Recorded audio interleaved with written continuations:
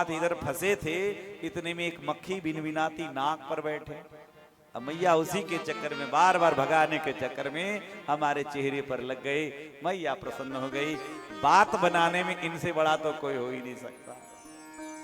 उसके बाद हर गोपियां भावना करती है कि आज मेरे अंगना में आवो नंदला, दर्शन की प्यासी गुजरिया।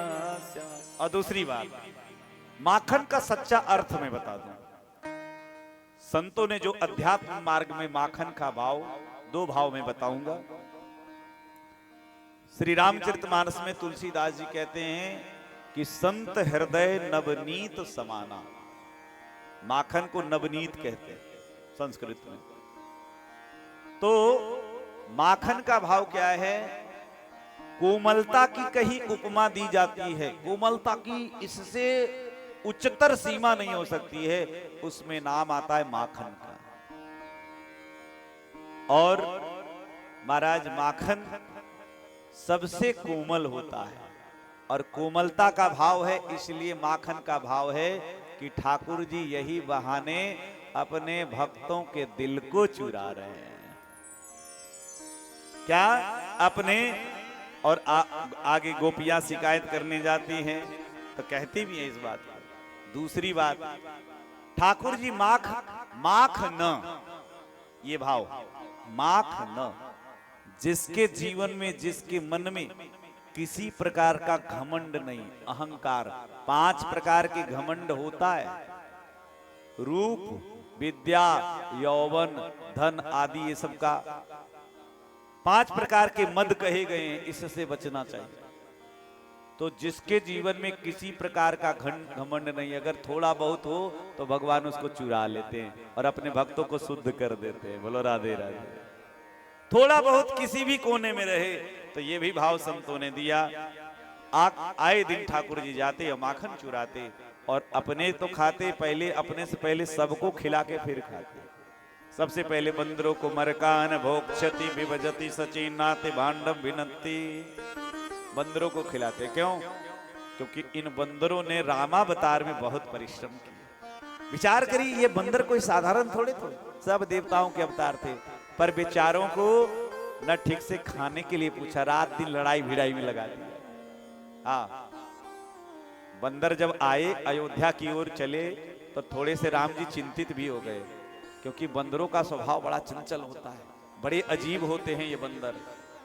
पर धन्य है राम जी की कृपा, पुष्पक विमान पर आए बंदर, जो ही अयोध्या की सीमा में पहुंचे तो जितने बंदर थे सब मनुष्य बन गए। हाँ, लेकिन एक बात बता, एक हंसी की बात सुनाऊं, अयोध्या वासी सुनाते हैं। भाई बंदर मनुष्य तो बन गए, लेकिन शरीर भले बदल गए, लेकिन स्वभाव कैसे बदलेगा? भगवान राम से कहे कि प्रभु हम आपका ससुराल देखना चाहते हैं, तो ठाकुर जी सब बंदरों को लेकर के गए ससुराल। पहली बार जब राजा बने और उसके बाद गए तो सब बंदरों के साथ, तो सब मनुष्य बने थे। तो मिथिला की परंपरा अलग है। मिथिला की परंपरा है कि बढ़िया सुंदर, अब वहां की भाषा में मैं बताऊं तो इतने सुंदर सुंदर पकवान, अदौरी, दनौरी, चिरौरी, तिसौरी, फुलौरी, और मतलब क्या क्या विभिन्न प्रकार के पकवान आदि। तो महाराज सबसे पहले महाराज उसमें आम आया, आम में गुठली निकली। तो गुठली निकली तो श्री जामवंत जी महाराज गुठली को ऐसे पकड़े तो जोर से मतलब उछल गया। अब बंदरों का स्वभाव है, वो जोर से उसको पकड़ने के लिए सब मिथिलानिया जोर जोर से हंसने लगी, कहने लगी देखो ना, भोजन करते समय पोल खुल ही गया। तो ऐसे ठाकुर जी सब बंदरों पर कृपा करते हैं। इसीलिए तो राम जी की विशेषता है कि अपने समान भगवान ने कर लिया। इन बंदरों को कौन बढ़ाई देता? भील को, बानर को, गीध को, केवट को। राम जो है, प्रभु राम की जो यात्रा रही है ना, जीवन में सबको समन्वय करने के, सबको जोड़ने की यात्रा है। किसी समाज से कोई भेदभाव नहीं। कई लोग कहते हैं कि जाति पाति का भेद होता है। अरे अगर जाति पाति का भेद होता तो सबरी के उस प्रेम की चर्चा कहां से होती? विदुर जी के उस प्रेम की चर्चा कहां से होती? इसीलिए केवट और निषाद की चर्चा, आप लोग तो रामचरितमानस की कथा सुनते हैं ना, वाल्मीकि रामायण में गुह निषाद महाराज दशरथ जी के समय से उसकी बड़ी मित्रता थी।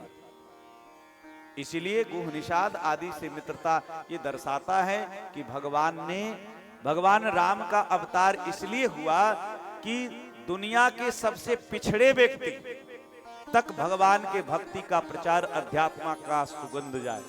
जो लोग सामर्थ्यशाली नहीं थे, भगवान ने उस जंगल में जाकर के उनको चोरी चमारी चकारी जो करते थे उसको छुड़वाया। चित्रकूट में कोल भील सब आते हैं, कहते हैं प्रभु हमारा इतना ही बड़ा भाग्य है कि जब से आपको देखा है ना तो हमारी स्वाभाविक वृत्ति खत्म हो गई, चोरी चकारी जो करते थे सब छूट गया है। यह हमार अति बड़ सेवकाई और ले ही न बासन बसन चुराई। जितने लोग जंगल से जाते थे प्रभु उसको हम छीन लेते थे, पर अब आपको देख के हमारी बुद्धि शुद्ध हो गई, अब हम कभी ऐसा नहीं करेंगे। तो कितनी बड़ी बात है। भगवान राम यदि अयोध्या में रहते तो राम को कौन जानता। जितने राजा अयोध्या के आए, कुछ राजाओं को छोड़कर बाकी किसी को कोई नहीं जानता। इसलिए जिंदगी में आपको भी जीवन में राम की तरह होना चाहिए। जिंदगी महाराज लाखों करोड़ों की संख्या में कीड़े मकोड़ों की तरह मर जाओगे, कोई पूछेगा नहीं। लेकिन यदि आप कथा कराए, आप यज्ञादि कर्म के, आपके जीवन में 4 लोग भी आपने सुधार दिए तो नाम रह जाएगा। हम रहे ना रहे पर मोहब्बत रहेगी और दासता अपनी दुनिया कहेगी। ये आपका कर्तव्य रह जाएगा। इसलिए इन चीजों को कभी मत छोड़ना। इसलिए ठाकुर जी माखन के ब्याज से और आए दिन गोपियां शिकायत करती। शिकायत करने का भी एक मजा है। गोपियां शिकायत करती और ठाकुर जी मुंह लटकाए वहां पे तो ठाकुर जी की भंगिमा जब देखती तो गोपियां प्रसन्न होती। महाराज आए दिन मैया यशोदा ने कहा, देखो गोपियों, मेरे लाला की शिकायत मत किया करो। तेरे घर से 2-4 मटके अगर जाएं तो उसके बदले में 10 गुना तू ले ले, पर मेरे लाला मेरा प्राण धन है ये। अच्छा एक काम करो, चोरी से बचाने के लिए कुछ उपाय कर लो, अंधेरे में ऊपर छीके में रख लो। कहा कि मैया इनके आगे कोई छीका लगता ही नहीं, क्योंकि इनके पास चोरी के ऐसे ऐसे तरीके हैं। और आपको बताएं, दुनिया में सबसे पहले चोरी का प्रचार हुआ एक कफल्लक ऋषि के द्वारा। नाम आप लोगों ने, चौर विद्या का प्रचार उनके द्वारा हुआ सबसे प्रथम आदि सृष्टि में। तो महाराज ये ऐसे ऐसे तरीके करता है कि इनके तरीकों को आगे सब फीके हो जाते हैं। सबसे ऊपर चढ़ करके कितना भी अंधेरा हो, लेकिन हाथ में जो मणिमाणिक के जो सोने गहने जो जेवर मणिमाणिक हैं, तो मणिमाणिक से भी प्रकाश आता है, पूरा प्रकाशित हो जाता है। इसलिए लेकिन चोरी तो भगवान बहुत तरीके से गोपियों को आनंद देते। एक गोपी ना भगवान को चैलेंज देके गई कि तुम हमारे घर में माखन चोरी करे, हम पकड़ के दिखाएंगे। क्योंकि आए दिन मैया यशोदा एक ही शिकायत करती कि देखो गोपियों, तुम झूठी बदनामी करती हो हमारे लाला की, तुम झूठी बदनामी मत किया करो। यदि हमारे लाला चोरी करें तो एक आध दिन रंगे हाथ पकड़ के लाओ। तो रंगे हाथ तो पकड़ाते नहीं थे, क्योंकि इनके गुप्तचर भी बड़े तगड़े सब थे ना, बंदर आदि थे और मनसुख आदि थे, श्रीदामा आदि, तो महाराज पकड़ाते नहीं थे ठाकुर जी। गोपी ने बढ़िया चैलेंज दिया, भगवान ने स्वीकार किया और दल बल के साथ भगवान गए तो देखा उसके घर का दरवाजा भी खुला है। तो बोले जिसके घर का दरवाजा तो चोरी करने में क्या दिक्कत, लेकिन आधा दरवाजा खुला है और आधा दरवाजा बंद था। वहां पे माखन के मटके अंधेरे में रखे हुए थे छीके पर। भगवान सब महाराज 6 पर 4 पर 3 पर 2 पर फिर 1 ऐसे करके ठाकुर जी चढ़ गए। और जब ही मटके को उठाने के लिए जब ही हाथ ऐसे किया तो भगवान की हाथ रुक गई। अरे क्योंकि इस गोपी की चतुराई देख करके भगवान दंग हो गए। माखन चुराना बड़ी बात नहीं, लेकिन इसमें पकड़ाने का खतरा बढ़ गया। ये कैसे? क्योंकि उस छीके में एक घंटी बंधी हुई थी। अगर थोड़ी सी भी अगर छूने से हिले तो थोड़ी टन टन करेगी तो आवाज से वो गोपी आ जाएगी। भगवान ने भ्रिकुटी टेढ़ी हो गई और घंटी को आदेश दिया कि देख घंटी, देखिए ये भक्त का भाव है। भगवान जड़ को भी चैतन्य कर सकते हैं और चैतन्य को भी जड़। दूसरी बात, भगवान की सेवा में जितनी चीज होती है ना वो सब चैतन्य होता है, उसे पार्षद कहते हैं। चाहे शंख हो, अर्घा हो, घंटी हो, गिलास हो, लोटा हो, सब। और ये पार्षद कोई साधारण नहीं होता है, ये कोई भक्त ही सेवा करने के लिए उस पार्षद के रूप में आ जाता है। इसलिए भगवान की तरह जब पूजा करते हैं ना हम लोग, तो सबसे पहले हम लोग भगवान के जो स्नान कराने वाले हैं, केसर के तिलक घिस करके, और उसमें हमारी उपासना की पद्धति के अनुसार सबका अलग अलग हो सकता है, तो हम उसमें सबसे पहले हम लोग अष्टकमल बनाते हैं, फिर राम मंत्र आदि लिखते हैं जिसका जो मंत्र होता है। उसके बाद फिर पार्षदों की पहले पूजा करते हैं तिलक लगा करके, फिर भगवान की पूजा करते हैं। ये विधि है। तो पार्षद का महत्व भी भगवान के ही सदृश है। इसलिए भगवान ने कहा कि घंटी तुमको बोलना नहीं है। घंटी ने मानो कहा कि ठाकुर जी जो आपकी आज्ञा। ठाकुर जी ने मटके दिए, बांदर को खिलाए, ग्वाल वालों को खिलाया, सबको बांट दिया। अंतिम मटका बचा और ठाकुर जी उठाए और जो ही मुंह में डाला ही था कि घंटी टन टन टन टन टन टन बज गई। और जो ही घंटी बजी टन टन, और गोपी आई खन खन आ करके सीधे भगवान को। अब सब लोग तो भाग गए, ठाकुर जी की कलाई को पकड़ लिया। अब भगवान ने कहे पकड़े गए कृष्ण भगवान, ठाकुर जी पकड़ लिए गए। अब भगवान की तो ऐसी तैसी होने लगी कि आज तो मैया के सामने हमारी गोपी भी बड़ी प्रसन्न हुई, आज हमने पकड़ लिया। इन समस्त गोपियों में हम सबसे श्रेष्ठ हैं कि ठाकुर जी को पकड़ लिया। और दांत भी आज दिखाते हैं अपनी रंगत। लेकर के चली। बीच मार्ग में ठाकुर जी के सब गुप्तचर जितने थे ग्वाल वाल चिंतित हो गए कि सरदार ही पकड़ा गया, अब क्या योजना बनावे। किसी का दिमाग ही कुछ काम ना करे, अब क्या करें। इतने में उधर से महाराज पान चबाता हुआ भरम करता हुआ आ रहा था, और वो और कोई नहीं था, वो जो गोपी पकड़ के जा रही थी उसी का देवर था। अब महाराज दूर से ही उसने राम राम किया। राम राम कन्हैया भगवान ने हाथ हिला करके, तो भगवान से पूछा कहां जा रहे। तो भगवान ने कहा ऐसे भंडारा। तो भगवान ने भी हाँ कहा। तो भगवान ने इशारा किया चलना है, तो उसने भी हाँ कहा। बोले आओ। भंडारा के नाम से वो भी चला आया। भगवान ने अपने पीछे पीछे लगा लिया और गोपी को बातों में उलझा लिया। अरे गोपी शादी हुई तेरी? हाँ। हस्बैंड क्या करते हैं? वो बोले काम पे गए। अच्छा बच्चे हैं? बोले हाँ दो, एक लड़का एक लड़की। अच्छा एक बात बताओ, तू दो बच्चों की माँ है लेकिन तेरे में दया माया नहीं है क्या? हाँ है। ऐसा आप क्यों कह रहे हैं? बोले इसलिए ऐसा कह रहे हैं कि तुम इतनी देर से हमारी कलाई को पकड़ी है, थोड़ी सी तो दया होती तो कम से कम बदल तो लेती। अब उसको गोपी को लगा हाँ बात तो ठाकुर जी की नरम नव कंज लोचन कंज मुख कर कंज पद कंजार। ठाकुर जी के इतने नरम हस्त कमल हैं, गोपी को अंदर से ममत्व जग गया, प्रेम उमड़ गया, दया लग गई। और ब्रिज में जानते ही कि घूंघटा का घूंघट एकदम घुटने तक होता है। अब महाराज हस्त कमल बदलने की रीति हुई, बढ़िया तरीके से संपन्न हुई। अब गोपी सुबह सुबह का समय है, जा करके मैया यशोदा को उलाहना देने लगी। मैया ने देखा कि अभी ठीक से आरती पूजा हुई नहीं, ये कौन गोपी आ गई। दरवाजे पर आई और महाराज आई तो अपनी स्तुति चालू कर ली कि देख तेरे लाला को हम, आपके लाला को हम आज पकड़ के लाई हैं, आप अपने लाला को अच्छा कहती हैं, ऐसा वैसा कहा। मैया यशोदा ने कहा कि अरे गोपी तू भांग की पी के तो नहीं आई? क्यों? कहा कि देखो किसी पर इल्जाम लगाने से पहले ठीक से जांच कर लेना चाहिए। कहा क्यों? हम तो जांच पड़ताल करके और पकड़ करके लाई, तो जांच क्या करना है। कहा कि जरा देख तो सही। और जो ही घूंघट उठा करके देखा, एक बड़ा प्रसिद्ध पद है, घूंघट के पट खोल रे तुम्हें पिया मिलेंगे। क्यों? ये कौन पिया है? सांसों की माला में सिमरू मैं पिय का नाम।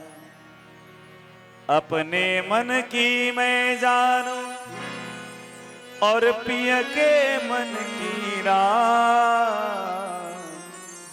सांसों की माला में सिमरू मैं प्रभु का नाम। घूंघट के पट खोला, सामने पिया का दर्शन हुआ और ठाकुर जी मुस्कुराने लगे। और मुस्कुराने ठाकुर जी की मुस्कुराहट गोपी के चीड़ में बदल गई। उसको लगा हम पकड़ के लाई, ये कहां से आ गए? तो जिसको हम पकड़े वो कौन है?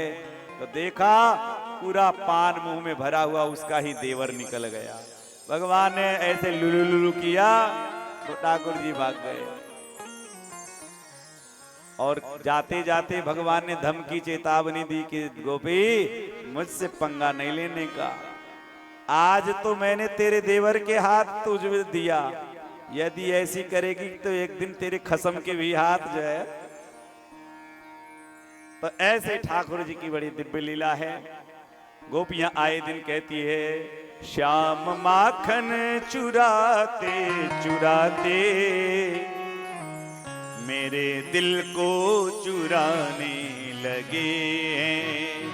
श्याम माखन चुराते चुराते मेरे दिल को चुराने लगे हैं। माखन चुराते चुराते मेरे दिल को चुराने लगे हैं।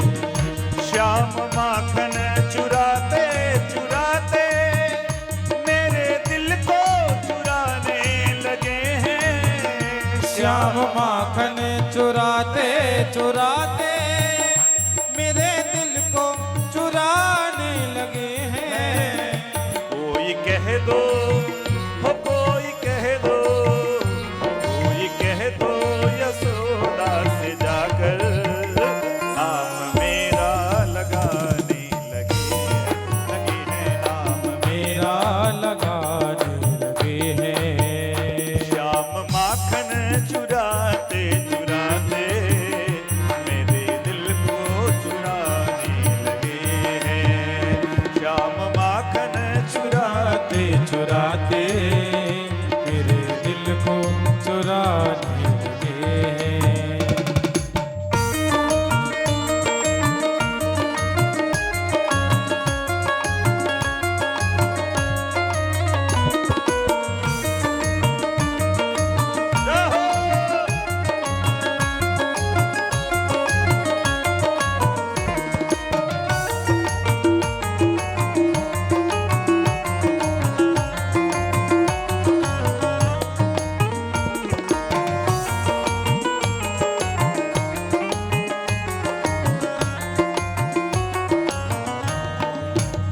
बड़े रसिया है बाके सावरिया, सबकी मटकी पे मारे कंकड़िया।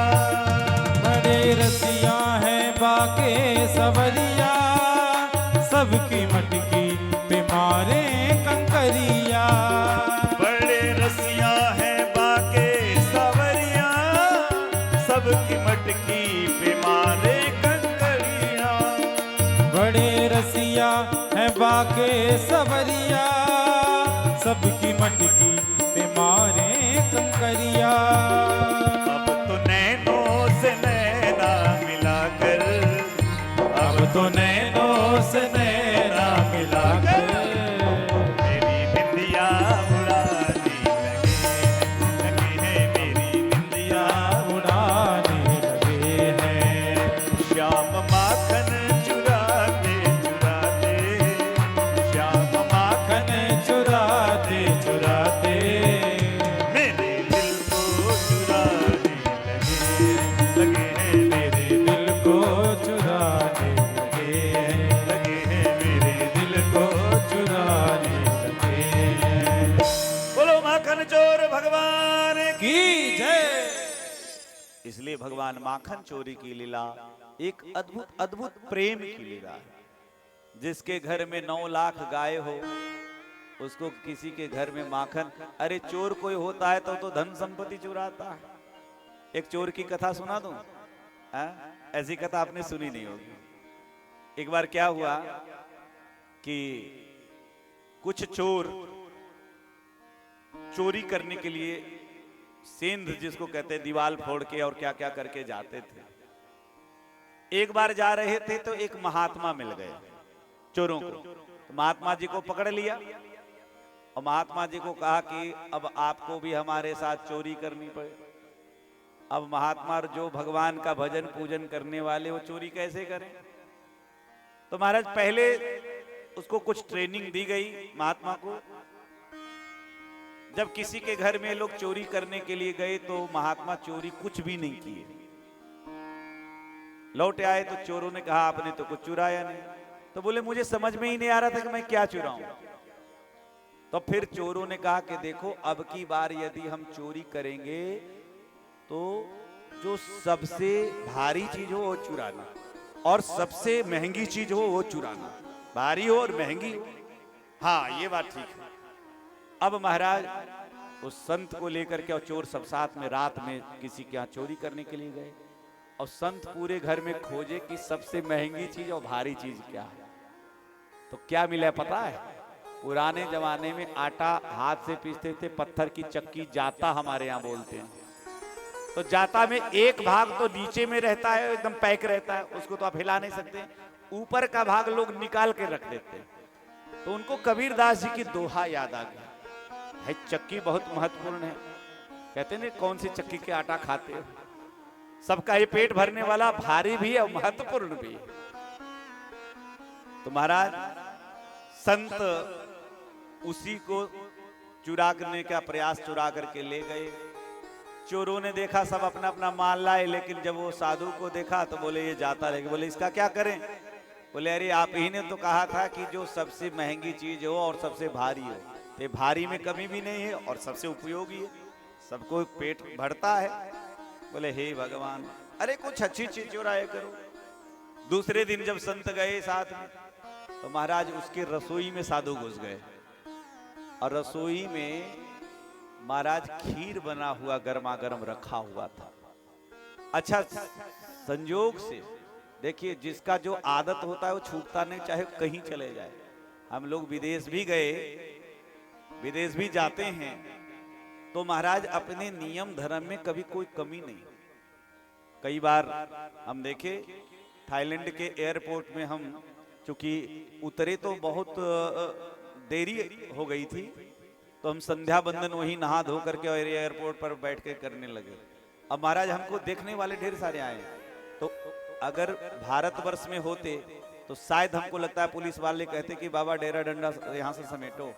लेकिन हम देखे कि वहाँ के सारे पुलिस वाले भी हाथ जोड़ करके, और जब तक हम करते किसी ने, बल्कि वो हमको सुरक्षा दी। तो हमको अच्छा लगा कि देखो अपने धर्म का निर्वाह करने में कभी कंजूसी नहीं करना चाहिए। जो जहां जिस देश में जिस बेस में परिवेश में रहो, राधा रमण राधा रमण राधा रमण कहो।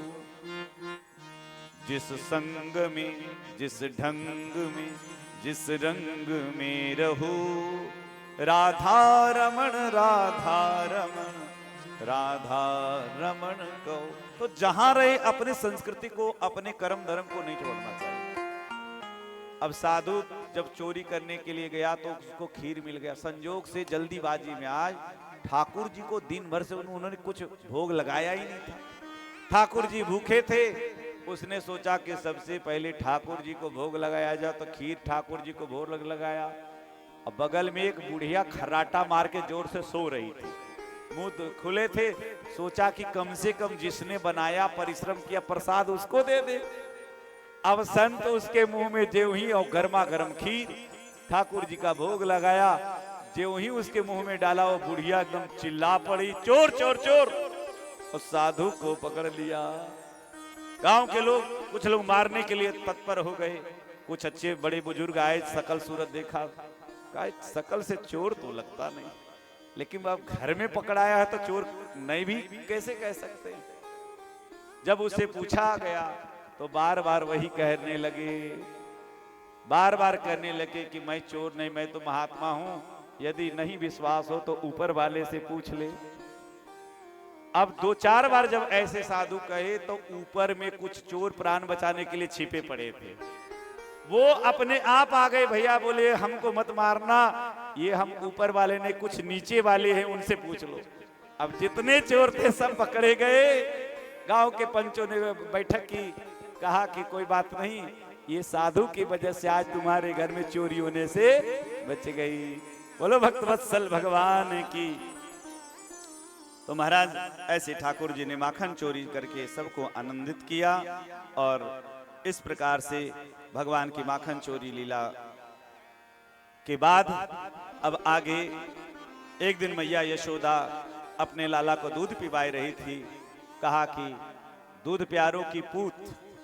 अरे लाला कैसी बात करे, तुमसे प्यारा दुनिया में कौन हो सकता है। इतने में दूध का उफान आया तो लाला को मैया ने जमीन पर रख दिया, दूध बचाने के लिए गई। भगवान को गुस्सा लगा, देखो दुनिया वाले लोग ये वादा करके भूल जाते हैं, इसीलिए ये दूध अभी पूत प्यारो कह रही थी और दूध को बचाने गई। इसीलिए भगवान को गुस्सा लगा, क्रोध लगा, और भगवान क्रोध में आकर के सब भांड फोड़ना प्रारंभ कर दिए जिसमें माखन रखे थे।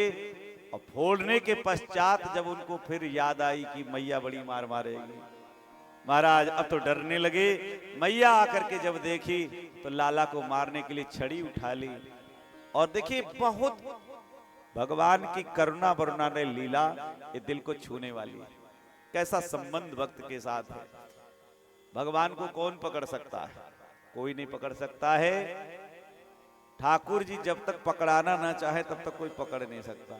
मैया मारने के लिए दौड़ पड़ी, ठाकुर जी भागने लगे, नहीं पकड़ाए। अंत में मैया ने छड़ी फेंक दी और फिर कहा लाला एक बार पकड़ आ जा, मैं तेरी पूजा करूंगी। पूजा सुन के ठाकुर जी खुश हो गए। और यहाँ सुखदेव जी जो कहते हैं, त्यक्त्वा यष्टिम सुतम भीतम विज्ञाय अर्भक वत्सला, अपने पुत्र के को डरे हुए देख करके मैया ने छड़ी फेंक दी। ये माँ का ममत्व, माँ का प्रेम सुत के लिए है। पर भगवान का प्रेम क्या है, मैया पकड़ नहीं पा रही है और मैया थक गई, हार गई, सारे मैया के श्रृंगार अस्त व्यस्त हो गए। अब पता नहीं आप लोग नहीं, लेकिन दक्षिण भारत में शाम के समय सब लोग माथे में बढ़िया बेले के पुष्प की बढ़िया सुंदर बेनी बढ़िया लगाते, अच्छा लगता है, पर लगाना चाहिए। मैया के जितने तो स्वमात तु स्विन्न गात्राया, अपनी माता को पसीना पसीना देख के और पकड़ नहीं पाई तो मैया सरेंडर कर गई, भगवान को दया लग गई। इसलिए कृपया शीत स्वबंधने, भगवान को दया लगी, माँ का प्रेम सुत के लिए और इधर ठाकुर जी का प्रेम अपनी माँ के लिए, दोनों का प्रेम परस्पर दिखाई पड़ा। और भगवान ने देखा कि मैया थक गई।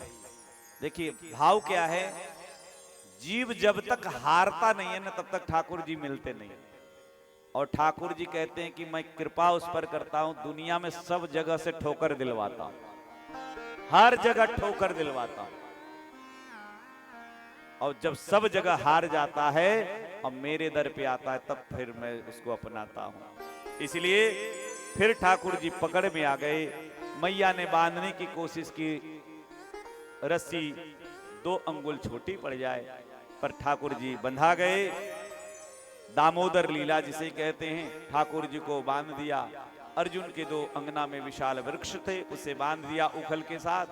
मैया गृह कृत्य में लग गई। ठाकुर जी उछल उछल के जाने लगे और दोनों के बीच में उखल फंस गया और जोर से झटका मारा, दोनों वृक्ष धड़ाम से गिर पड़े। 2 महापुरुष प्रकट हो गए और प्रकट होकर करके मेरे सज्जनों स्तुति करके जब चले गए, क्योंकि नल कुंवर और मणिग्रीव हैं, ये कुबेर के अनुचर, नारद ऋषि के श्राप से ये वृक्ष योनि इन्हें मिली थी। नारद जी ने कृपा की, भगवान के द्वारा उद्धार किया गया। बाद में नंद बाबा आए, वृक्ष की ध्वनि सुनकर के धराम की जो ध्वनि पूरे ब्रज में व्याप्त हो गई, धूल धूल भर गया। जाकर के देखे तो लाला उखल से बंधे हैं। लाला को खोल करके छाती से चिपका लिया। मैया यशोदा भी डर गई और विचार करने लगी कि तो बड़ा अनर्थ हो जाता, मेरे लाला बच गए। तो इस प्रकार से मेरे सज्जनों, गोकुल में भगवान लीला करने लगे। आगे एक दिन बड़े बुजुर्ग जितने थे नंद बाबा के, अन्य सारे भाई मिलकर के उन्होंने विचार किया कि इस जगह पे जब से लाला का जन्म हुआ आए दिन उत्पात होता है, अब हमें यहाँ रहना नहीं चाहिए। इसीलिए गोकुल बसी बसाई गोकुल नगरी को छोड़ करके सबके विचार करके बैलगाड़ी पर आवश्यक समस्त सामग्री को रख लिया, बुजुर्ग को बच्चों को बैठा लिया और महाराज गोकुल को छोड़ करके गोवर्धन की तलहटी में बढ़िया सुंदर वृंदावन जिसका नाम है, बोलो वृंदावन धाम की। तो वृंदावन कहते हैं जहां भक्तों का वन है। वृंदावन के बहुत सारे भाव हैं। वनम वृंदावनम नाम पशव्यम नवकाननम गोप गोपी गवाम सेव्यम पुण्याद्री तृणवीरुधम। और वृंदावन धाम में सब जाकर के बस गए। अब ठाकुर जी देखो, इतने लीला में कहीं भगवान के बांसुरी की चर्चा नहीं आई, लेकिन अब वृंदावन आते ही सबसे बड़ी बात, ठाकुर जी ने यहाँ वेणु को धारण किया। भगवान की बांसुरी वेणु का महत्व केवल और केवल वृंदावन के लिए है और वहां सब प्रकार की सुविधा है। और घर घर तुलसी ठाकुर सेवा, दर्शन गोविंद जी को। क्योंकि वृंदावन क्या है, ये भक्तों का प्रेम, प्रेम की पिपासा, देख प्रेम का धाम है जिसका नाम है वृंदावन। और जब तक किशोरी जी की कृपा नहीं होगी वृंदावन में वास नहीं मिलेगा। ऐसी कृपा करो श्री राधे, दीजो वृंदावन को वास। हाँ वृंदावन को वास दीजो, हरि भक्तन को साथ। ऐसी कृपा करो श्री राधे, दीजो वृंदावन को वास। भूख लगे तो मांगन जाऊं, ब्रजवासी के टुकड़े खाऊं। प्यास लगे जमुना जल पीऊं, सेवा कुंज निवास। ऐसी कृपा करो श्री राधे, दीजो वृंदावन को वास। इसलिए श्री किशोरी राधा रानी की कृपा के बिना मन चल रे वृंदावन धाम, राधे राधे गाएंगे। समया भाव है, इसलिए राधे राधे गाएंगे, राधे राधे गाएंगे, श्यामा श्यामा गाएंगे, राधे राधे गाएंगे, श्यामा श्यामा गाएंगे, राधे राधे गाएंगे, श्यामा श्यामा गाएंगे, राधे राधे गाएंगे, श्यामा श्यामा गाएंगे, राधे राधे गाएंगे, श्यामा श्यामा गाएंगे। चल रे वृंदावन धाम, राधे राधे गाएंगे, मन चल रे वृंदावन धाम, राधे राधे गाएंगे। तेरी कौड़ी लगे नाम, राधे राधे गाएंगे, तेरी कौड़ी लगे ना दाम, राधे राधे गाएंगे, राधे राधे गाएंगे, श्यामा श्यामा गाएंगे, राधे राधे गाएंगे, श्यामा श्यामा गाएंगे, राधे राधे गाएंगे, श्यामा श्यामा गाएंगे। अरे राधे राधे गाएंगे, श्यामा श्यामा मन गाएंगे। चल रे वृंदावन धाम, राधे राधे गाएंगे, तो मन चल रे वृंदावन धाम, राधे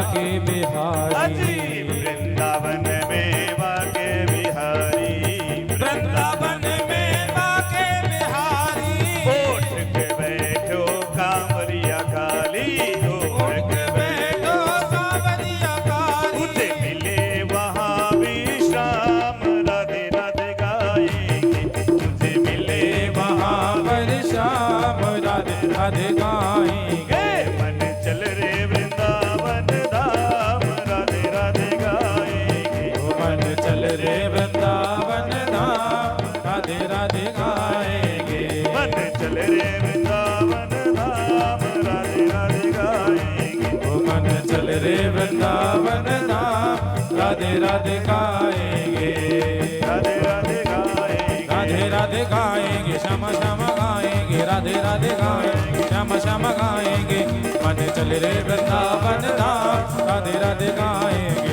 मन चल रे वृंदावन धाम राधे राधे गाएंगे कि राधे राधे गाएंगे कि राधे राधे गाएंगे। बोलो भक्त वत्सल भगवान की देखे चरणों की सेवा मुझे श्री राधे सभी लोग गाएंगे देखे चरणों की सेवा मुझे श्री राधे मुझको अपना मुझको अपना मुझको अपना बना लीजिए किशोरी मुझको अपना बना लीजिए। इसलिए श्री राधा रानी सरकार की जय। वृंदावन की बड़ी सुंदर लीला ठाकुर जी ने बकासुर का वध किया और यहां भगवान का वृंदावन की भूमि की सबसे बड़ी विशेषता क्या है कि भगवान के जितने अवतार हैं उस सब में सबसे उत्तम और माधुर्य युक्त लीला वृंदावन की है। और ये वृंदावन की जो लीला ठाकुर जी की है ये रसिकों की उपासना का विषय है, ये साधारण लीला नहीं है। ठाकुर जी सबसे पहले यहां बछड़ा चराते हैं और बाल सुलभ सारी चपलता लीला करते हैं। सर्प के अजगर के रूप में जो अघासुर आया भगवान ने उसको भी मार करके उसका उद्धार किया और ठाकुर जी यहां वेणु धारण करते। ये वेणु ये श्रृंगार रस का सबसे अद्भुत वर्णन है। यहां पर श्रीमद् भागवत में वृंदावन की भूमि श्रृंगार रस की अद्भुत आनंददायी भूमि है। वहां की भूमि ऐसी है कि जाओ ना तो रोम रोम खड़ा हो जाता है, ऐसा लगता है कि बस क्या कहने, वहां धूल में अपने आप जाकर के लौटने का मन करता है। वृंदावन यद्यपि वहां ऐसे कोई भोग की सामग्री नहीं, कोई वैसी नहीं, लेकिन वहां की भूमि की आज भी वो विशेषता है। और जो भक्त हैं, जो असली वाले हैं, उनको ईटा पत्थर नहीं, उनको दिव्य वृंदावन धाम के आज भी दर्शन होते हैं।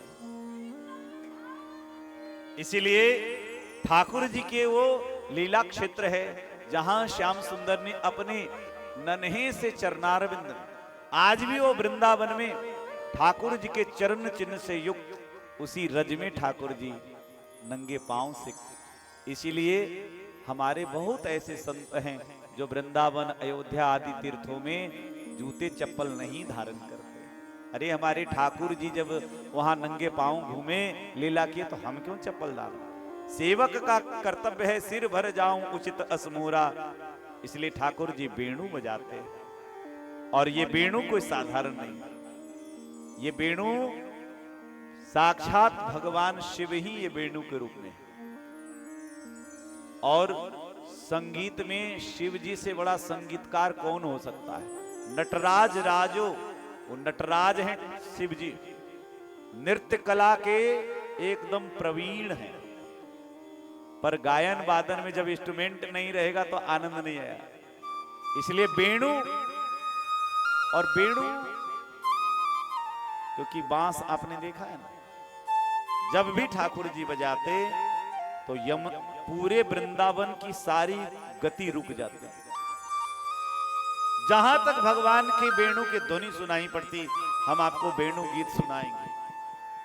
गोपियां कहती है कि सखी धन्य है, बड़े बड़े हिंसक जीव भी जब भगवान के वेणु मधुर ध्वनि को सुनते तो एक नंबर के साधु बन जाते, अपनी स्वाभाविक सहज वृत्तियों को छोड़ करके वैष्णव बन जाते। और यमुना की धारा जो द्रव है वो काठिनत्व में द्रव जो है वो पाषाण हो जाता, और गिरिराज जी के जो पाषाण हैं वो द्रव होकर के पिघल जाते। ये भगवान के वेणु की विशेषता है। इसलिए ठाकुर जी लीला करने लगे, और एक दिन ठाकुर जी वन में वनभोज की लीला करते, ब्रह्मा जी देखने के लिए आए। देख करके ब्रह्मा जी को भगवान को में अश्रद्धा हो गई। देखो ये जूठा मीठा का इसको ज्ञान नहीं, ये भगवान हो ही नहीं सकता। इसलिए भगवान के जितने गाय और बछड़े थे सबका हरण कर लिया। ग्वाल वालों ने देखा कि गैया बछड़ा है नहीं, ठाकुर जी खोजने गए, तब तक ग्वाल वालों का हरण कर लिया। अब इधर ना गाय ना ग्वाल वाल, ध्यान धर के भगवान समझ गए, अच्छा ब्रह्मा तेरी ऐसी हिम्मत, अच्छा रुको तू बाप को ही, इसलिए बाप तो बाप ही होता है ना। ठाकुर जी ने ऐसा लीला किया। कुछ दिन के बाद ब्रह्मा जी आए वृंदावन, तो देख रहे हैं कि गाय भी चल रहे हैं, बछड़े भी चल रहे हैं भगवान। लेकिन उन गाय बछड़ों में चर्चा क्या है, विशेषता क्या है कि चरने वाले भी भगवान और चराने वाले भी भगवान। इसलिए वैदिक मंत्र है कि सर्वम विष्णुमयम जगत, सब में भगवान का निवास है। हर अच्छा, दूसरी सबसे इस लीला की दो विशेषता है। भगवान के भक्त चाहते हैं कि हम ये चाहते हैं कि भाई हम ब्रह्मलोक देखें, तो ये लीला के माध्यम से सब ग्वाल वाल ब्रह्मलोक चले गए। दूसरी बात, ब्रिज की जितनी माताएं हैं, जब ठाकुर जी कन्हैया जी को देख करके, और उन माताओं के अंदर प्रेम इतना उमड़ता कि उनको लगता कि काश कन्हैया हमारे भी दुग्ध पीते। इससे बड़ा सौभाग्य क्या होता। जो गायों को ठाकुर जी चराते, उन गायों को भी लगता, कभी कभी तो ऐसा होता तो ठाकुर जी को भूख लगती ना, तो सीधे गाय के नीचे, थन के नीचे आ जाते, गैया मैया स्वयं धार एकदम मुंह में बहा देती। लेकिन सबके साथ संभव नहीं था, इसलिए ठाकुर, सब गैयों के मन में मन था, इसलिए सबकी इच्छाओं को पूर्ति करने के लिए आज भगवान स्वयं बछड़े भी बन गए, गाय भी बन गए, चरने वाले, अब ग्वाल वाल भी बन गए। जैसा स्वभाव, प्रभाव, रूप, रंग सब वैसे ही। और ब्रिज में 1 वर्ष तक ऐसा प्रेम का प्रवाह वृंदावन में आया कि दाऊ जी समझ नहीं पा रहे। क्यों? अब 16 साल का लड़का है और मां का दूध पी रहा है। ऐसा होता है, लेकिन ऐसा हो रहा है ब्रज में। बड़े बड़े बछड़े,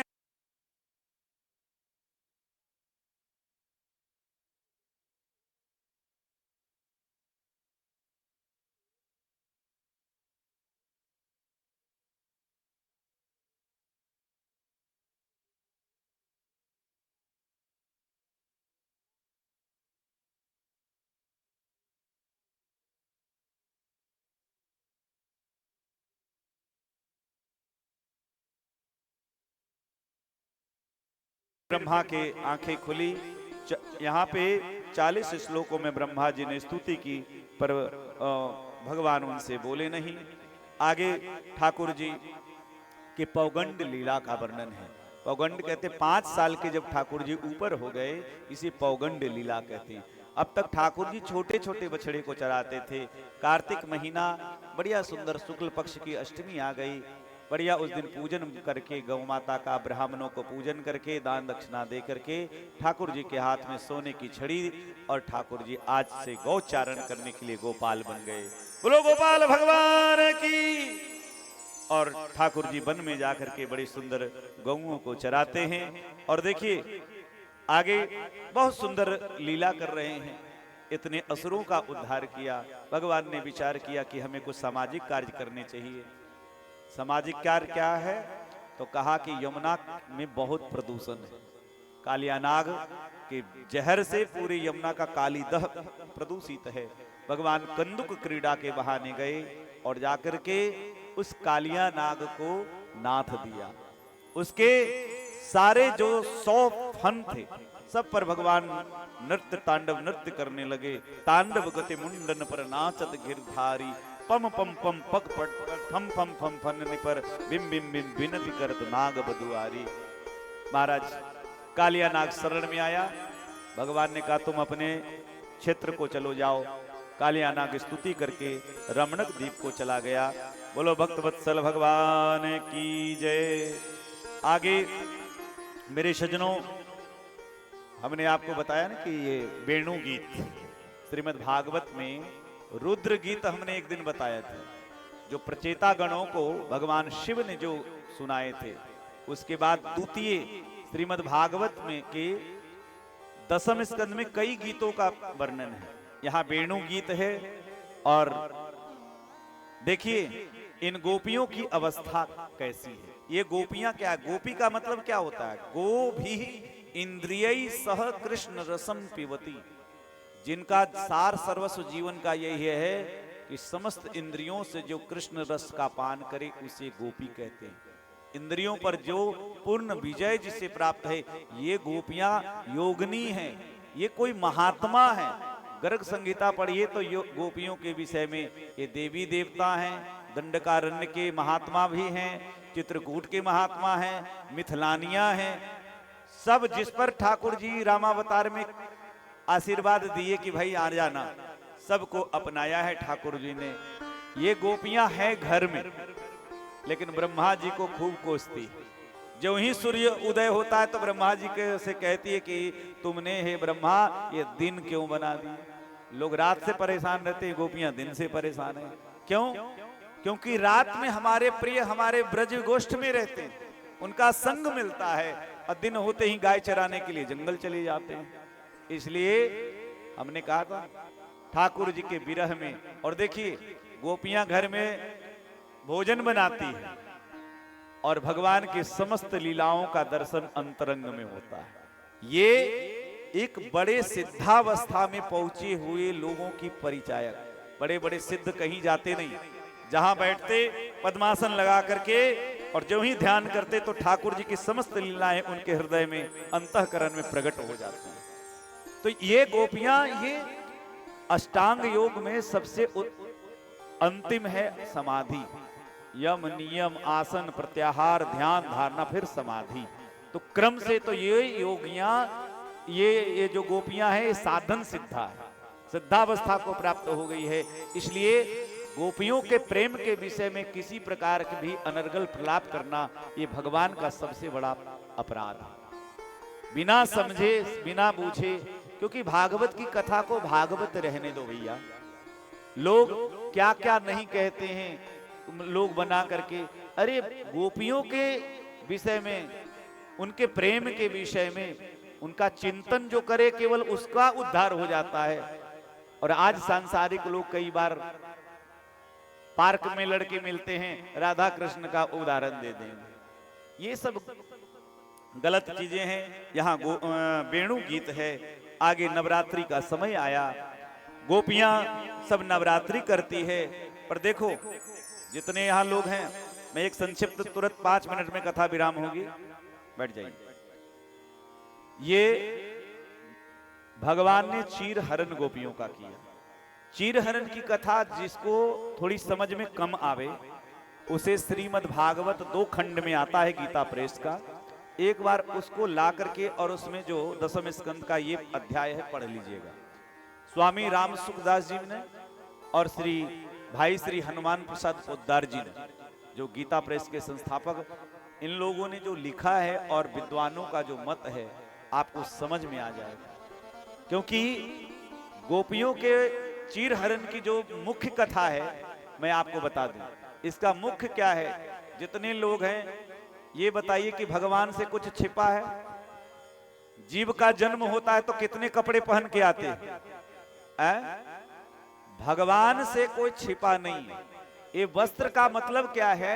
वस्त्र एक भौतिक जगत में हम लोग कपड़ा पहनते तो मंत्र बोलते हैं, शीत बातोष्ण संत्राणम लज्जायाम रक्षणम परम। ये ठंडी गर्मी से हमको बचाता है और परस्पर के एक लज्जा को ढकने का कार्य, एक मर्यादा का रक्षा के लिए ये वस्त्र बनाए गए हैं। लेकिन आध्यात्मिक जगत में वस्त्र की कल्पना आध्यात्मिक जगत में नहीं की जाती है। क्यों नहीं की जाती है? इसका मतलब क्या कि बिना वस्त्र के रहा जाए? नहीं। आध्यात्मिक जगत में इस देह की कोई सत्ता नहीं है। ये हाड़ मांस का देह है, इसलिए तो गल जाना है। इस शरीर की सुंदरता, काला गोरापन सब यही मिट्टी में मिल जाएगा। तो जब आप इस देह से हट करके जब आत्मा के जगत में आप उतरेंगे तो वहां देह की सत्ता बिल्कुल स्वीकार्य नहीं है। और जहां आध्यात्मिक के चरमोत्कर्ष की जब बात है, भगवत प्राप्ति की बात है, तो वहां ये वस्त्र का कोई मतलब ही नहीं। वहां तो भक्त और भगवान, उसके अलावा कुछ ही नहीं। जैसे दुनिया की सारी नदी एन किन प्रकारेण अपने पति समुद्र से मिलती है, वैसे ही जीव एन किन प्रकारेण भगवान से मिलते हैं। वस्त्र हरण की कथा केवल इतने समझ लीजिए कि भगवान ने मर्यादा को स्थापित करने के लिए जो लोग मनमाने व्रत करते, अपने किताब में पढ़ करके, अपने बिना किसी पंडित किसी विद्वान से पीछे पूछे, उसी को निग्रह करने का ये चिर हरण की कथा है कि आप व्रत करो तो मनमाने तरीके से आप व्रत नहीं करो। तस्मात् शास्त्रम प्रमाणम ते कार्य व्यवस्थितौ, शास्त्र से प्रमाणित कार्य करना चाहिए। ये गोपियां बिना वस्त्र के स्नान करती है, ये देवता का अपराध है। तो भगवान ने सबके वस्त्र दिए और उनको लीला का, रास लीला का भी वचन दिया है। और आगे कार्तिक का महीना आ गया, प्रत्येक घर में पुए पकवान बनने लगे। देख करके भगवान ने कहा, नंद बाबा से पूछा है कि बाबा ये पुए पकवान क्यों बन रहे हैं? तो नंद बाबा ने कहा, पर्जन्यो भगवान इंद्रो मेघास्तस्यात्ममूर्तयः। हम सब कई वर्षों से, कई पीढ़ियों से मेघ के जो स्वामी हैं इंद्र की पूजा करते हैं, उन्हीं के लिए भोग प्रसाद बना रहे हैं। यहाँ पे बहुत सुंदर भगवान ने उपदेश दिया कि बाबा कर्म से, जितने लोग हैं हम लोग कर्मण्येवाधिकारस्ते, कर्म से जंतु जीव जन्म लेता है और मरता है। इसलिए सबसे पहले देखिए, कई लोग जो भाग्य के सहारे बैठे रहते कि मेरी किस्मत खुलेगी, तो किस्मत भी उनके निकम्मों की किस्मत भगवान नहीं खोलते। पढ़ाई नहीं करोगे, कहोगे भगवान हम 4 लड्डू चढ़ा दे हमारे पास, तब तो सब IAS अफसर बन जाए भाई। भगवान भी जानते कि तुम निकम्मा हो, फ्री में फोकट के साधन चाहते हो कि फोकट में सब कुछ हो जाए, हमको तपस्या करना ना पड़े। तो ऐसे निकम्मों को मनोरथ भगवान कभी नहीं पूरा करते। कर्मठ बनो, कर्मठ। भाग्य होता है 30% और कर्म होता है 70%। हम भागवत के सिद्धांत को बता रहे हैं। इसीलिए कर्म करना चाहिए, कर्म की प्रधानता होनी चाहिए, कर्म ही पूजा है। इसलिए जब समझाया तो कहा कि कहना क्या चाहते हो? कहा कि देखिए इंद्र को आपने देखा नहीं? बोले नहीं। तो जिसको देखा उसकी पूजा क्यों नहीं करते? किसको करें? बोले कि गोवर्धन को, गिरिराज महाराज की। अब गिरिराज जी की कथा हम 1 मिनट में कह करके और फिर परिक्रमा लगा करके अपनी वाणी को विराम देंगे। ये गिरिराज कौन है? ये गिरिराज गर्ग संहिता में गोवर्धन जी की कथा विस्तार से वर्णन है। ये गोवर्धन गिरिद्रोण के पुत्र हैं और ये निवास करते हैं कहां? काशी में। जब रामावतार में भगवान श्री राम ने समुद्र पर पुल का निर्माण किया तो भारतवर्ष के सारे पहाड़ों को ला करके नल नील को स्पर्श करा करके और पुल बनाया गया। अब श्री हनुमान जी महाराज इनके पिताजी से मांग करके लेके गए। इनके पिताजी से कहा कि हम इनको भगवान का दर्शन कराएंगे। अच्छा एक बात बताइए, भगवान का दर्शन करने के लिए कौन नहीं चाहेगा? इस लोभ से गिरिराज भी तैयार हो गए और श्री हनुमान जी महाराज उसको लेकर के चले। और जब लेकर के चले महाराज तो ब्रिज क्षेत्र से जा रहे थे, वहीं रखिए। और ब्रिज क्षेत्र से जब जा रहे थे उसी समय हनुमान जी को सूचना मिली, कहा कि जो जहां है वो वहीं रह दे। हनुमान जी ने ब्रिज क्षेत्र में ही गिरिराज जी को रख दिया। गिरिराज जी रोने लगे, क्योंकि इन देवताओं के दो स्वरूप हमने कहा, एक सूक्ष्म स्वरूप होता है, एक स्थूल स्वरूप। तो रोने लगे, कहा कि आपने तो कहा था कि हम भगवान का दर्शन कराएंगे, आपने तो हमको बीच मझधार में छोड़ दिया। हनुमान जी ने जाकर के राम जी को संदेशा दिया, तो राम जी ने गिरिराज जी से वादा किया कि अगले अवतार में हम इसको बड़े महिमा का मंडन करेंगे। इसलिए वो वचन सत्य करने के लिए सारे लोग मिलकर के गिरिराज जी की पूजा करने के लिए चले। और आइए हम लोग भी सब ब्रजवासी पूरे पकवान के साथ पूजा पाठ सामान लेकर के गिरिराज जी की पूजन के लिए आए। एक जगह मुखारविंद मान करके अभिषेक करने लगे। जल की कमी हुई, भगवान ने मन से स्मरण किया, गंगा जी प्रकट हुई, बोलो मानसी गंगा की। इस प्रकार से फिर तो खूब बढ़िया से अभिषेक करके और गिरिराज जी की बड़ी सुंदर पूजा होने लगी है और सब परिक्रमा करके नाच गान कर रहे हैं। आप आइए भजन के माध्यम से हम लोग भी परिक्रमा करें। और विशेष सूचना की, अब आज कथा 5 दिन हो गई। कल भगवान के विवाहोत्सव की कथा है। एक माता जी हमको टेलीफोन की कि महाराज जी कल क्या लाना है। हमने कहा देखो, ठाकुर जी के लिए आप जो ला सकते हो, वस्त्र यदि कोई बहुत अच्छी साड़ी लाएंगे तो हम अयोध्या में हमारे गुरु स्थान में रामकृष्ण मंदिर, जो राम जन्मभूमि ट्रस्ट से ठीक 100 मीटर की दूरी पे है, तो उनकी दी हुई अच्छी साड़ी होगी, बहुत अच्छी, तो हम सीधे राधा रानी, क्योंकि अयोध्या का सबसे बड़ा वो श्री राधा कृष्ण मंदिर में प्रतिमा है, तो हमसे कह रहे थे, तो हमने कहा ठीक है, अगर कोई भक्त ऐसा देंगे तो अच्छी साड़ी देंगे तो आपके जानकी मैया और राधा रानी को पहनाया जाएगा। तो इसलिए आप लोग कल अधिक से अधिक संख्या में कन्यादान के लिए जो आप दे सकते हैं, जिनको कन्या नहीं है उनको विशेष आप वस्त्र लाइए, आभूषण लाइए, घोड़ा गाड़ी लाइए, ग्रेस। अब जो बेटी के विवाह में लगता है तो बड़े हर्षोल्लास के साथ, जैसे कल खूब जन्मोत्सव को में आनंद लिए, कल विवाह में भी हम लोग खूब आनंद लेंगे। और 2 दिन कथा बची है, तो आप लोग इसी प्रकार से आनंद लेते रहिए। आइए हम लोग श्री गिरिराज जी की इधर पूजा भी चले और हम लोग मन से यहीं से गिरिराज जी की परिक्रमा करें। बोलो भक्तवत्सल भगवान की जय। श्री गोवर्धन महाराज महाराज तेरे माथे मुकुट विराज रयो। श्री गोवर्धन महाराज महाराज तेरे माथे मुकुट विराज रयो। श्री गोवर्धन महाराज महाराज तेरे माथे मुकुट विराज रयो। श्री गोवर्धन महाराज महाराज तेरे माथे मुकुट विराज रयो। तेरे माथे मुकुट विराज रयो। तेरे माथे मुकुट विराज रयो। तेरे माथे मुकुट विराज रयो। तेरे माथे मुकुट विराज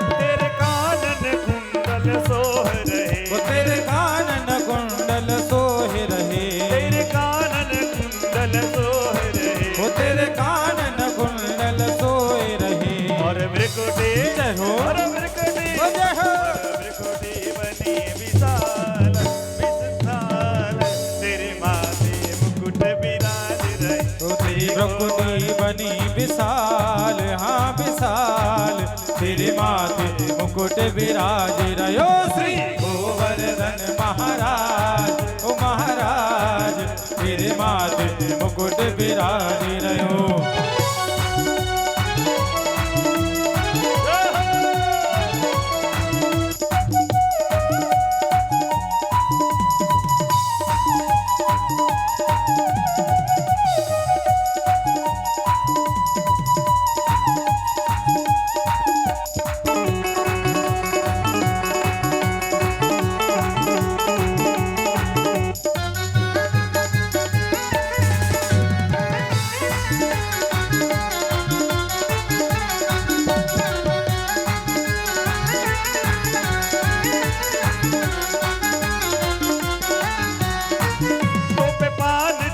तो पे फूल चढ़े, वो तो पे पान चढ़े तो पे फूल चढ़े, तो पे पान चढ़े तो पे फूल चढ़े, वो तो पे पान चढ़े तो पे फूल चढ़े, और चढ़े जय हो जय हो चढ़े दूध की धार, धार तेरे माथे मुकुट विराज रहे। श्री गोवर्धन महाराज महाराज तेरे माथे मुकुट विराज रयो।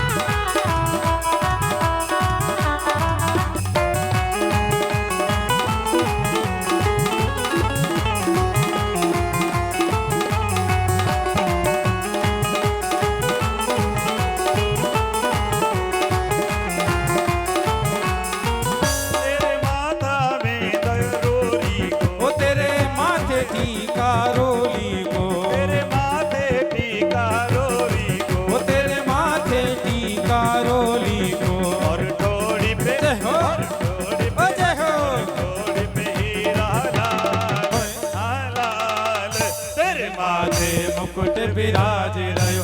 श्री गोवर्धन महाराज महाराज तेरे माथे मुकुट विराज रयो। श्री गोवर्धन महाराज महाराज तेरे माथे मुकुट विराज रयो, तेरे माथे मुकुट विराज रयो, तेरे माथे मुकुट विराज रयो।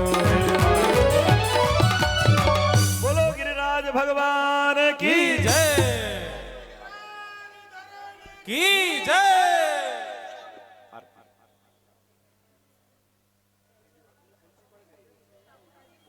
नियत समय पर कल आप लोग आए, कल भीड़ भी ज्यादा होगी, इसीलिए कल ठाकुर जी के विवाह में बहुत बढ़ चढ़ करके भाई इसलिए उत्सव मनाते हैं। और विवाह तो विशेष, जिनका विवाह हुआ है तो अपने वैवाहिक जीवन को सफल करने के लिए जरूर यहाँ पे आइए। हाँ, और जिनका नहीं हुआ है तो उनका भी हो जाएगा। ज्वालामालिन्ये नमः सर्वोपचारार्थे गन्धाच्युतान् पद्माणि समर्पयामि। ॐ मा चन्द्रमा मनसो जातु चक्षुः सूर्यो अजायत श्रोत्रादश्च प्राणश्च मुखादग्निरजायत। हे गिरधारी तेरी आरती गाऊं, हे गिरधारी तेरी आरती गाऊं, श्री बाके बिहारी तेरी आरती गाऊं, बाके बिहारी तेरी आरती गाऊं, आरती गाऊं प्यारे तुमको रिझाऊं, आरती गाऊं प्यारे तुमको रिझाऊं। हे गिरधारी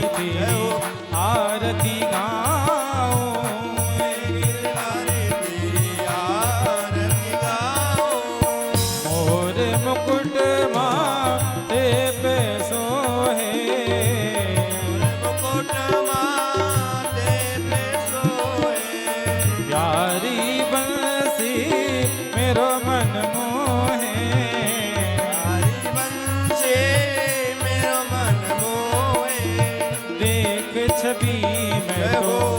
बल बल जाऊं। देख छवि मैं बल बल जाऊं। हे गिरधारी तेरी आरती गाऊं। हे गिरधारी तेरी आरती गाऊं। चरणों से निकली है गंगा प्यारी। चरणों से निकली है गंगा प्यारी। जिसने सारी दुनिया है तारी। जिसने सारी है दुनिया तारी। उन चरणों की मैं जय हो। दर्शन पाऊं। उन चरणों की मैं दर्शन पाऊं। श्री बाके बिहारी तेरी आरती गाऊं। बांके बिहारी तेरी आरती गाऊं। दास अनाथ के नाथ आप हो। दास अनाथ के नाथ आप हो। सुख दुख जीवन प्यारे साथ आप हो। दुख जीवन प्यारे साथ आप हो। उन चरणों को मैं शीस झुकाऊं। उन चरणों को मैं शीश झुकाऊं। हे गिरधारी तेरी आरती गाऊं। हे गिरधारी तेरी आरती गाऊं। श्री हरिदास के प्यारे तुम हो। हरिदास के प्यारे तुम हो। मेरे मोहन जीवन धन हो। मेरे मोहन जीवन धन हो। प्यारी प्यारी प्यारी छवि तेरी मन में बसाओ। प्यारी छवि तेरे मन मन में बसाऊं। हे गिरधारी तेरी आरती गाऊं। हे गिरधर तेरी आरती गाऊं। राधा रमण बिहारी तेरी आरती गाऊं। रमण बिहारी तेरी आरती गाऊं। कर्पूर गौरम करुणावतारम संसार सारम भुजगेंद्रहारम। सदा वसंतम हृदयारविंदे। भवं भवानी सहितं नमामि। तुम्हें माता च पिता तुम्हें वा। त्वमेव बन्धो च सखा त्वमेव। तुम्हें विद्या द्रविणम तुम्हें वा। त्वमेव सर्वं मम देव देव। हरे रामा हो। राम रामा हरे हरे। हरे कृष्णा कृष्ण कृष्ण हरे हरे। हरे राम राम राम हरे हरे। हरे कृष्ण कृष्ण कृष्ण हरे हरे। हरे राम राम राम हरे हरे। हरे कृष्ण कृष्ण कृष्ण हरे हरे। हरे कृष्ण कृष्ण कृष्ण हरे हरे। कृष्ण हरे कृष्ण कृष्ण हरे हरे। जलेन शीतले करुणं वसवे देवावन्दनम्। आरोग्यार्थे आत्माभिवन्दनं देवाभिवन्दनम्।